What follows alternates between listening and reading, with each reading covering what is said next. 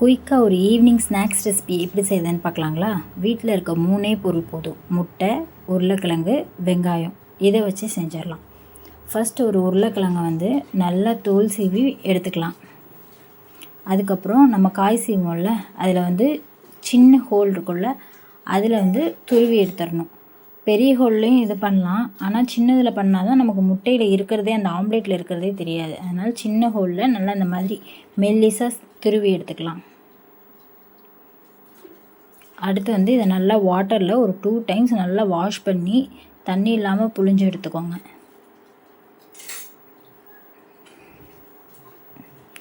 இப்போது ஒரு பெரிய வெங்காயம் எடுத்துகிட்டு அது நல்லா பொடிசாக நறுக்கி எடுத்துடலாம். அதே மாதிரியே நான் பச்சை மிளகாய் சின்னதுனால 2 பச்சை மிளகாயை நல்லா சின்னதாக கட் பண்ணி எடுத்துக்கிட்டேன். இப்போ ஒரு பாத்திரத்தில் முட்டையை பொத்து ஊற்றிக்கோங்க.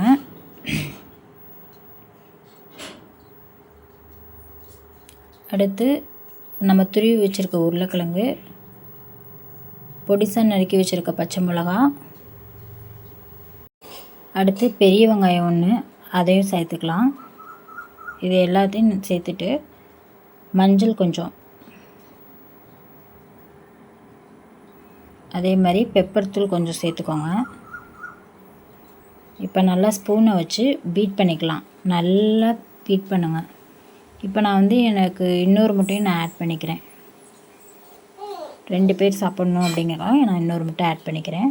உப்பு தேவையான அளவு போட்டுக்கலாம். மறுபடியும் நல்லா பீட் பண்ணிவிட்டு இப்போ தோசை தவா எடுத்துக்கலாம். தோசை தவாவில் கொஞ்சம் எண்ணெய் ஊற்றிட்டு நான் ஒரு ஆம்லேட்டாகவே போட போகிறேன். அதனால் எல்லாத்தையுமே நான் சேர்த்துக்கிறேன். இப்போ ஈவனாக ஸ்ப்ரெட் பண்ணி விட்டுடலாம். மறுபடியும் கொஞ்சம் மேலால் எண்ணெய் ஊற்றிட்டு லோ ஃப்ளேம்லேயே வச்சு மூடி போட்டு மூடிடுங்க. ஒரு 2 மினிட்ஸ் நல்லா லோ ஃப்ளேமில் வெந்ததுக்கப்புறமா அதை மறுபடியும் பெரட்டி விட்டுக்கலாம். இந்த மாதிரி 2 சைடும் வேகும்போது நமக்கு உருளைக்கிழங்கும் நல்லா வெந்துடும். இதை நம்ம மார்னிங்கும் சாப்பிட்லாம், ஈவினிங் ஸ்நாக்ஸ் ஐட்டமாக சாப்பிட்லாம், டிஃபனாகவும் சாப்பிட்லாம், சைட் டிஷ்ஷாகவும் சாப்பிட்லாம். உருளைக்கிழங்கு இருக்கிறதே நமக்கு தெரியாது. குட்டீஸ்லேருந்து பெரியவங்க வரைக்கும் எல்லாருமே விரும்பி சாப்பிடுவாங்க. இதை நீங்களும் ட்ரை பண்ணி பார்த்துட்டு எப்படி இருக்குன்னு சொல்லி கமெண்ட் பண்ணுங்கள். வீடியோ நல்லா இருந்ததுன்னா லைக் பண்ணி சப்ஸ்கிரைப் பண்ணிக்கோங்க. இந்த மாதிரி இன்னும் நிறைய வீடியோஸ் நான் அப்லோட் பண்ணுறேன். Thank you friends.